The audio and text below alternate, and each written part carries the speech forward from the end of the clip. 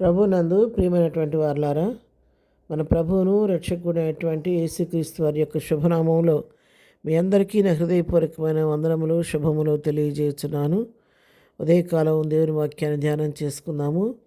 ఈరోజు వాక్య ధ్యానం కొరకు మనం తీసుకున్నటువంటి లేఖన భాగము, నా ప్రాణమా యెహోవాను సన్నుతించము, ఆయన చేసిన ఉపకారములలో దేనిని మరొకము. కీర్తన గ్రంథం 103వ కీర్తన 2వ వచనం చదువుకున్నాము.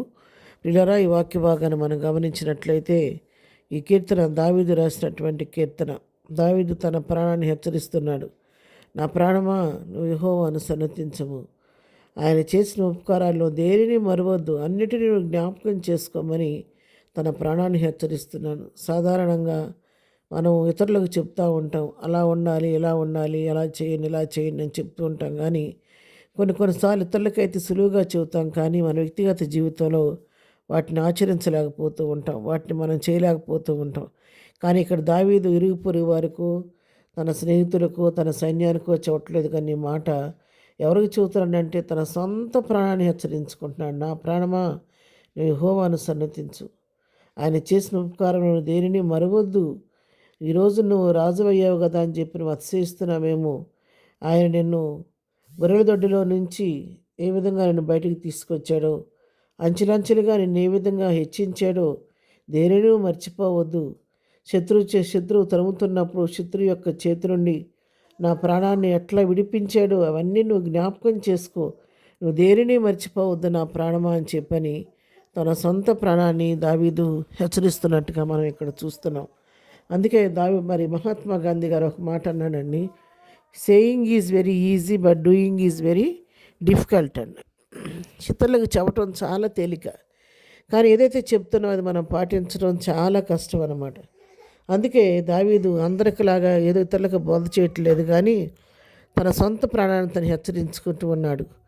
కాబట్టి ఇక్కడ ఈ వాక్యం ద్వారా మనం ఉదయకాలం మనం నేర్చుకోవాల్సిన సత్యం ఏంటంటే, మనము వాక్యం ఉంచున్న వారు మీరు ఏ స్థితిలో ఉన్నా ఎవరైనప్పటికీ కూడా ఎదుటివారికి మనం చక్కగా చెప్తాం, కానీ మన జీవితాల్లో వాటిని మనం ఆచరిస్తున్నామా లేదా, మన సొంత ప్రాణం విషయంలో మనం హెచ్చరించుకుంటున్నామా లేదా, మన వ్యక్తిగత జీవితంలో మన వాక్యానుసారంగా జీవిస్తున్నామా లేదా అనే సత్యాన్ని మనం ఒకసారి పరీక్షించుకోవలసిన వారమై ఉన్నాం.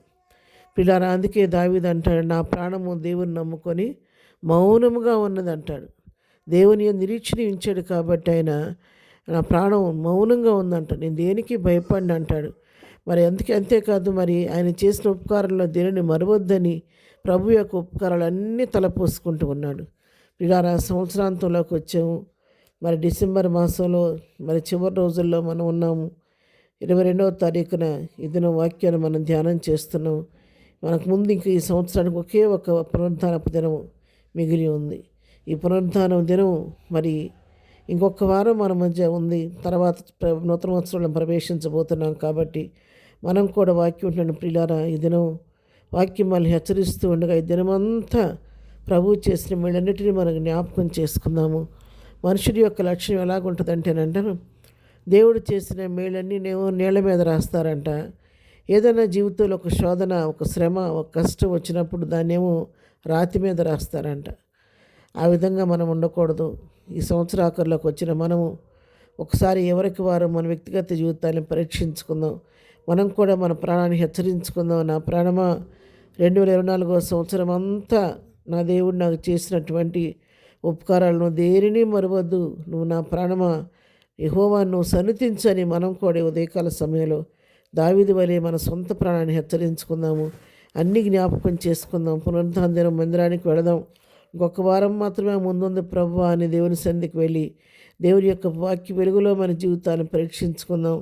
ఈ దినమంతట్లో, ఈ సంవత్సరం అంతట్లో ప్రభు మనకు పట్ల చూపిన ప్రేమను, వాత్సల్యతను, దయను, కనికరాన్ని జ్ఞాపకం చేసుకుందాం. అన్ని పరిస్థితుల్లో తోడుగా నడిపించినటువంటి ఆ దేవాది దేవుని మనం జ్ఞాపకం చేసుకుందాం.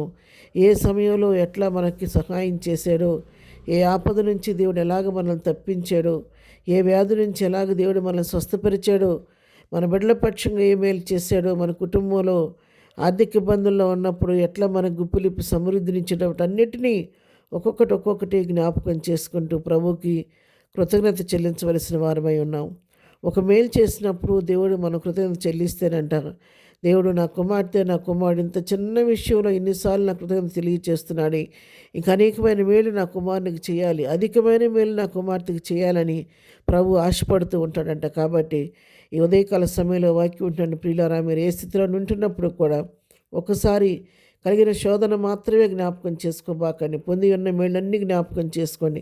వచనమంతా ప్రభు చేసిన మేళ్లను ఆశీర్వాదాలను చూపిన కృపను ఒకసారి తలపోసుకొని ఈ దినం పునరుద్ధాన దినం ప్రభువుకు స్థుతి చెల్లించండి. ఆ విధంగా ప్రభువుని స్థుతిస్తూ ఉంటే ఇంకా అత్యధికమైన మేళ్లతో ప్రభు మనలను మా కుటుంబాన్ని నింపబోతున్నాడు. కాబట్టి అందరం ఈ దినం పునరుద్ధాన దినం దేవుని సన్నిధికి వెళ్ళి పునరుద్ధానపు దీవెనలు పొందుకుందాం. దేవుని యొక్క సన్నిధి యొక్క వెచ్చతను అనుభవిద్దాం, ఆయన సన్నిధిలోని సమృద్ధిని అనుభవిద్దాము. ప్రభు కృపను పొందుకొని బలపడి ప్రభు కృపలో ముందుకు సాగిపోదాము. అలాంటి కృపా ధన్యత ప్రభు మనకు అందరికీ దయచేయను గాక.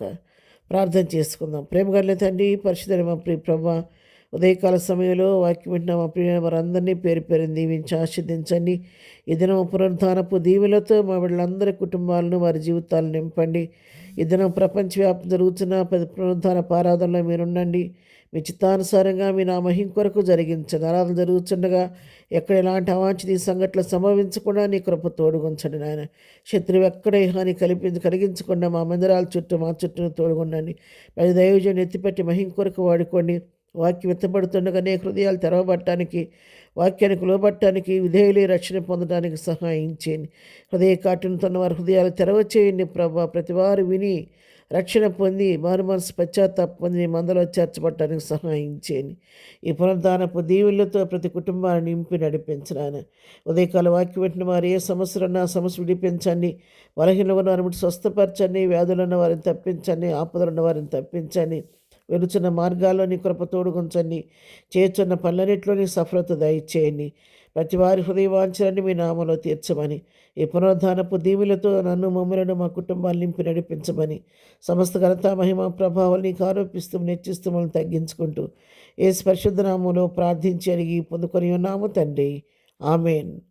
ప్రభు కృప సదాకాలము మనందరికీ తోడై ఉండి నడిపించును గాక. ఆమెన్.